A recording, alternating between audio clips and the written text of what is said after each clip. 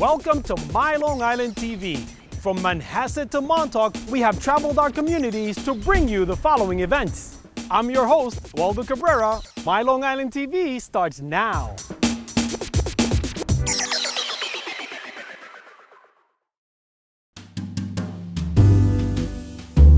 At 18, I was drafted into the Army.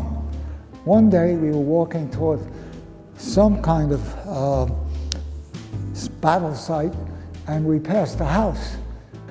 I went over to a small table, opened it up, and there was a box.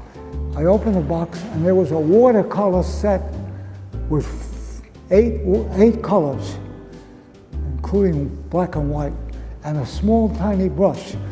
So I was able to put it in my gas mask. We had to wear gas masks just to be sure that no gas was being used. At night, when some of the guys went to bed, I took out my little box of watercolors, and I had a table, I got some water, and I began to practice with it. I had never used watercolors, but that was the way I got started making images, which I had never made before. My first wife and I moved out to Huntington in 1965. And during that period, I began to become very excited about the marshes at the water, the tides, the light, and of course, the horizontality of Long Island, because it wasn't buildings. I had done a few paintings in New York before we moved out to Long Island, but this was a totally different kind of view because it was open. I wasn't sure what I was looking for. I was very interested in the movement of the tides toward the shore and the way the mudflats occurred when the tide sort of went away. I began to do a group of paintings that combined the foreground, the middle ground, and the sky. They became three areas which kind of merged, and some people call those minimal landscapes. I think one of my favorite places is out in East Hampton, with rocks, with the tide coming in.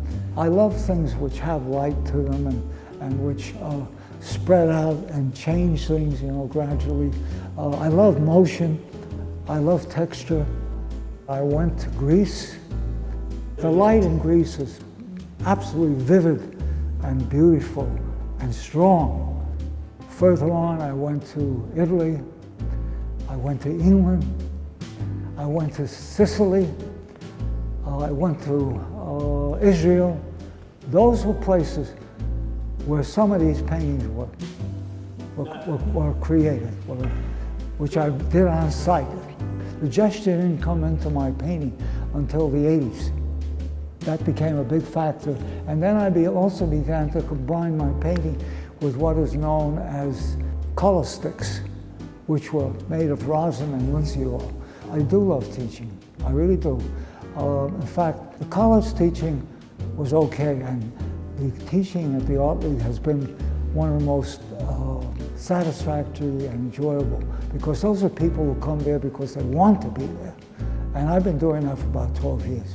And they're a very, very interesting group of people. They want to learn, they ask questions, they're enthusiastic, everything.